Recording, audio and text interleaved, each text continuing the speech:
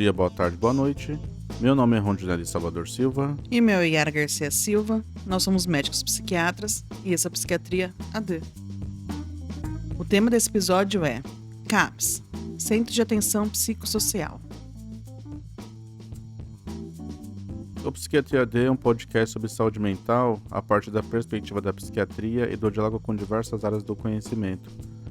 Podcast é uma forma de comunicação similar ao programa de rádio, em que você pode ouvir o conteúdo enquanto trabalha, estuda ou se diverte fazendo outras coisas. Psiquiatria AD é um podcast independente, sem patrocínios ou conflitos de interesse, com lançamento semanal aos domingos. Pedimos então para que nos ajude divulgando os episódios e compartilhando nossos perfis no Facebook, Instagram, Twitter e também no YouTube. Eles podem ajudar alguém. Hoje falaremos sobre uma sigla muito citada neste podcast e que as pessoas nos perguntam bastante. Falaremos sobre os CAPS. CAPS é a sigla para Centro de Atenção Psicossocial. Ele compõe os serviços da RAPS, que é a Rede de Atenção Psicossocial, junto a outros serviços de saúde.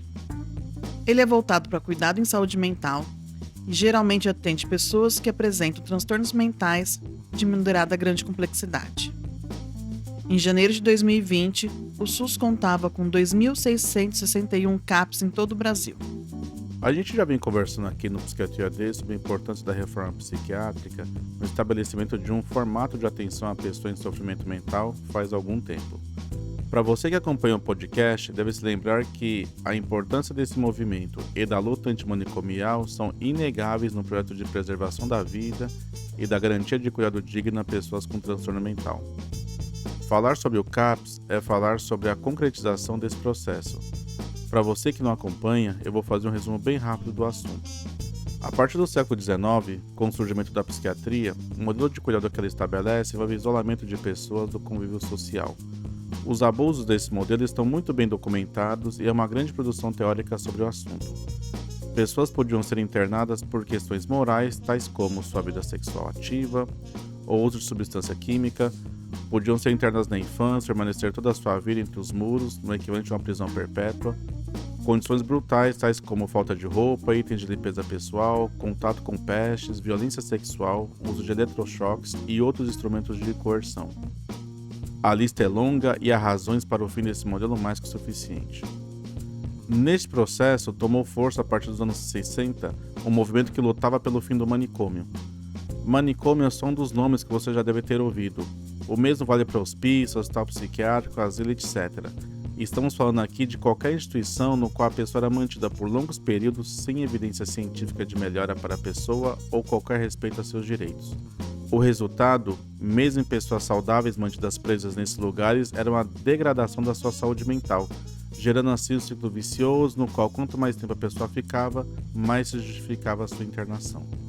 Em reação a isso, a luta antimanicomial que envolveu pacientes, familiares, amigos e a sociedade no geral, ao ter acesso a tais informações, passou a cobrar o fim de tais instituições e a formulação de novas formas de cuidado. Nos anos 1980, houve processos importantes no Brasil, como o fim do regime militar e o surgimento do SUS. Nesse contexto, a reforma psiquiátrica propõe um modelo de cuidado em liberdade, no qual a pessoa em sofrimento mental seria cuidada no seu campo de circulação, preservando assim aspectos cognitivos e afetivos tão fundamentais a nós humanos e garantindo que a sociedade pudesse supervisionar tal processo. Foi assim que passaram a surgir o CAPS, Centro de Atenção Psicossocial, e NAPS, Núcleo de Atenção Psicossocial, presentes até os dias de hoje. Ainda que inicialmente esses nomes representassem propostas distintas, neste episódio trataremos como o mesmo instrumento. São dispositivos do SUS que trabalham na perspectiva do cuidado em liberdade. Compõe o que chamamos, como acabou de acrescentar a Yara, a rede substitutiva, um termo que significa que eles nascem em substituição ao modelo de internação de longa permanência. Agora você deve estar em dúvida, mas como funciona o CAPS? A Yara vai voltar a falar sobre isso pra gente mais um pouquinho. Uma das definições mais fáceis de entender o que é o CAPS é a definição usada pelo Ministério da Saúde, a qual fala que o CAPS, ou seja, o Centro de Atenção Psicossocial, nas suas diferentes modalidades, são pontos de atenção estratégico da RAPS, que são as redes de atenção psicossocial. Eles são serviços de saúde de caráter aberto e comunitário, são constituídos por uma equipe multiprofissional e que atua sobre a ótica interdisciplinar. Ela realiza prontamente atendimentos às pessoas com sintomas ou transtornos mentais, incluindo aquelas com necessidades decorrentes do uso do álcool e de outras drogas, que estão em sua área territorial. Essas pessoas são atendidas seja em situações de crise ou nos processos de reabilitação psicossocial. E eles, os CAPs, são serviços substitutivos ao modelo asilar, que são os antigos manicômios, como o Rondinelli já disse antes. Existem algumas modalidades de CAPs. Então, dentro dessas modalidades, nós temos os CAPs 1, 2 e 3. Os CAPs 1, eles atendem todas as faixas etárias, faz um atendimento voltado para pessoas com transtornos mentais graves e persistentes, inclusive pelo uso de substâncias psicoativas. Os CAPs 2 também podem atender todas as faixas etárias. Também são voltados para as pessoas com transtornos mentais graves e persistentes, inclusive pelo uso de substâncias psicoativas.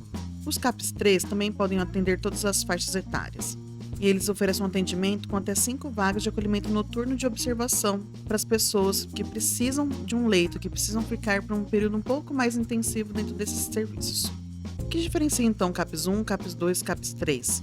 Bom, embora todos eles possam receber pessoas de todas as faixas etárias, não necessariamente isso acontece. A gente pode ter o CAPs 2, por exemplo, para crianças, adolescentes, ou um CAPs 2 só para adultos, ou um CAPs 2 que só atendem pessoas que fazem uso de substâncias psicoativas. Eles se diferenciam em relação aos horários de funcionamento. Os CAPs 1 e 2 funcionam normalmente em períodos comerciais, então ao longo do dia, de manhã e à tarde. Os CAPs 3 têm um funcionamento mais longo, um funcionamento de 24 horas. Então, como eu já falei um pouco antes, a gente também tem os CAPs infantis, que só atende crianças e adolescentes, os CAPs adultos, que também fazem atendimento de pessoas com transtornos mentais, inclusive o uso de substâncias psicoativas, e os CAPs álcool e drogas, que fazem o tratamento, que ofertam tratamento para as pessoas, e os CAPs álcool e drogas, que ofertam tratamento para as pessoas que fazem uso das substâncias psicoativas. Então, para não ficar confusa essa classificação, essas modalidades de CAPs, vamos dar um exemplo. Pode existir um CAPs 3, álcool e drogas infanto-juvenil. Então, o que atenderiam esse CAPs? Nesse CAPs seriam atendidos as crianças e adolescentes, num período de 24 horas, porque teriam leitos para observação e leitos para internação, que a gente chama, na verdade, de hospitalidade noturna, para atender essas crianças e adolescentes. E seriam crianças e adolescentes especificamente com transtornos mentais relacionados ao uso de álcool e outras drogas. Então a gente pode combinar todas essas modalidades do CAPs para um CAPs que atenda determinadas situações. Os CAPs que mais atendem sem definições específicas, os CAPs 1, que normalmente atende todas as idades, todos os transtornos mentais e inclusive por uso de substâncias psicoativas. Recentemente fizemos um episódio sobre internação psiquiátrica. Nesse episódio, o episódio 32, que vale a pena você conferir, falamos sobre os tipos de internação. Nos CAPs, podem ser ofertados cuidados intensivos, que nós chamamos de hospitalidade integral, no qual as pessoas que precisam ficam em assistência intensiva no CAPs por um período de 24 horas, pelos dias que forem necessários, sendo o cuidado mais breve possível. Esse tipo de cuidado se dá nos CAPs 3, que tem leitos destinados a um cuidado noturno dessas pessoas. Nos CAPs 3 também podem ser ofertados o que chamamos de hospitalidade noturna, em que as pessoas que precisam de determinada assistência permanecem aos cuidados da equipe do CAPs no período da noite e durante a manhã retomam os cuidados da família quando isso se faz necessário. Já, tanto nos CAPs 1, 2 e 3, podem ser ofertados cuidados semi-intensivos a quem precisar de assistência. Chamamos esse cuidado de hospitalidade dia. Então, semelhante à hospitalidade noturna, as pessoas que necessitam de cuidados semi-intensivos permanecem aos cuidados da equipe multiprofissional do CAPs ao longo do dia e à noite retomam os cuidados de seus familiares quando se é necessário. Para você que chegou até aqui, esse é o podcast Psiquiatria AD que hoje convida você a conversar sobre o CAPs, o Centro de Atenção Psicossocial. E vamos seguir com o nosso tema. A Era explicou pra gente como é o desenho do modelo CAPs. Eu gostaria de lembrar que o lugar de cuidado da pessoa em sofrimento mental não é apenas o CAPs, mas sim a Rede de Atenção Psicossocial, a RAPS, formada pela atenção básica, saúde, serviços de emergência, serviços residenciais terapêuticos, dentre outros. Você já pode imaginar então que vai ter um episódio sobre RAPS no futuro. Mas voltando ao CAPS, É importante ressaltar que cada CAPS mantém sua singularidade, resultado do perfil de usuário do serviço, dos seus trabalhadores, da localização, etc. Ainda assim, alguns instrumentos são comuns, podem ser reconhecidos com facilidade. Um deles é a integração e diálogo com diversos serviços do Estado e da sociedade como um todo. É frequente a articulação tanto com o Poder Judiciário quanto a assistência social via CRAS, CREAS e afins. O trabalho multiprofissional também é recorrente, particularmente nos CAPs 2 e 3. As avaliações, articulações e condutas acabam levando em consideração os conhecimentos técnicos de diversos profissionais, tais como enfermeiros, técnicos de oficina, terapeutas ocupacionais, médicos e por aí vai. Situações complexas demandam muitas mãos. Esse processo de cuidado busca o protagonismo do usuário da saúde mental. Assim surge a ideia do projeto terapêutico singular, em alguns lugares também chamado de projeto terapêutico individual. Esse projeto é construído junto ao usuário, levando em consideração seus desejos e projetos, além das ofertas e possibilidades terapêuticas da equipe.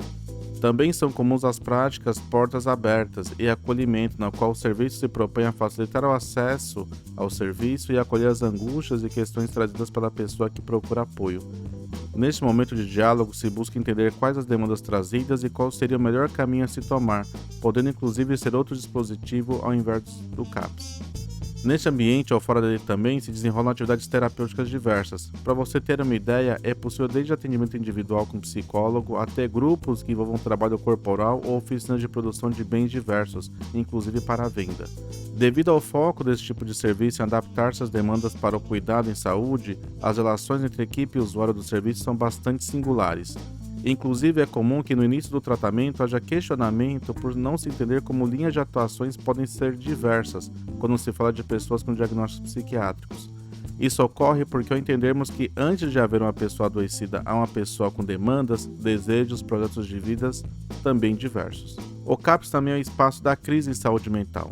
Portanto, existem situações em que uma pessoa possa estar em conflito com seu ambiente de vida, família, pessoas próximas e procura o serviço de saúde mental em busca de apoio.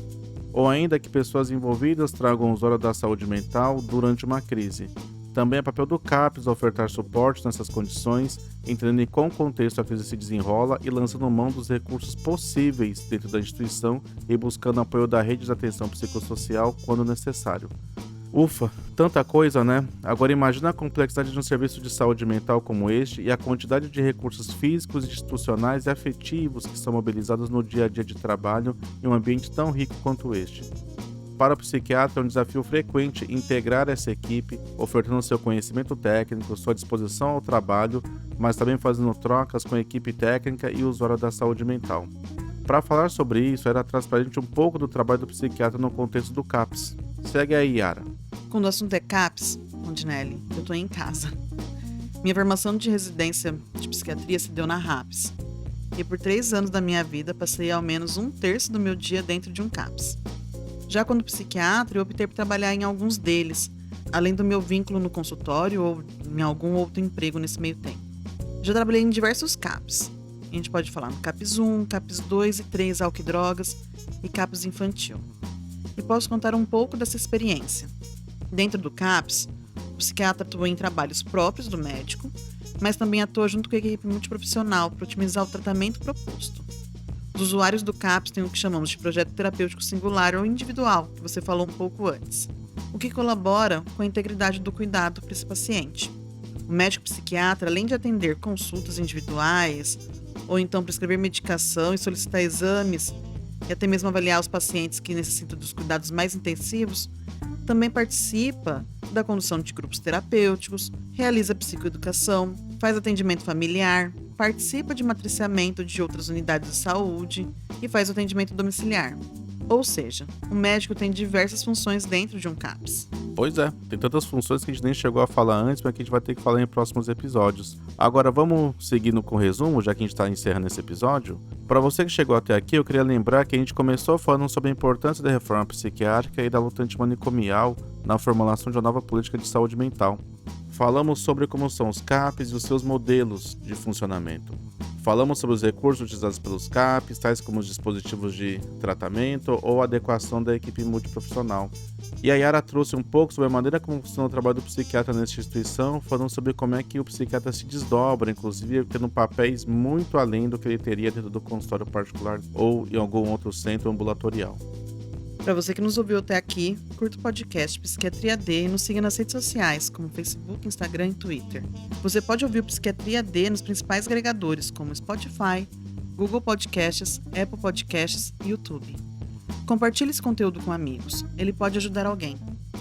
Lá no episódio 28, a gente conversou sobre o revogaço da saúde mental e o risco das conquistas históricas no cuidado das pessoas em sofrimento mental.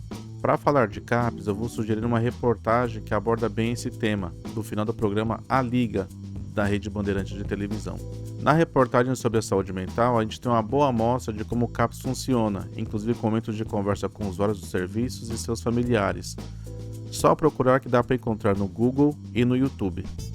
Bom, pessoal, para esse domingo, isso é tudo. Até a próxima semana. É isso aí, pessoal. Até a próxima.